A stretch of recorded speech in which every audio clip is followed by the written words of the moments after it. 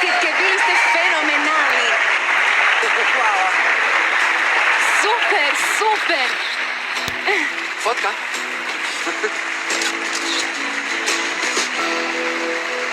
Najljepše hvala. Hvala. Mateo, zašto si to učinio? Fotkao se s tobom? Ne pričam o tome, nego o poljupcu. A što misliš zašto? Zbog pobjede na natjecanju? To je bio dio koreografije. Ili si mislila da je u pitanju nešto drugo? Što? Dobro znaš da to nije bilo u koreografiji. A dodao sam to. Smatrao sam da nam treba bolji kraj. Pa da. Čestitam, snop se dosjetio ubaciti filmski završetak. Molim te da se idućeg puta sjetiš da si na stazi, ne u A, kinu. pardon, dostavljačice. Nadam se da te taj poljubac nije malo poljuljao. Naravno da nije. Vrlo jasno znam što osjećam. I ono što ne osjećam. Ja također. Vrlo jasno.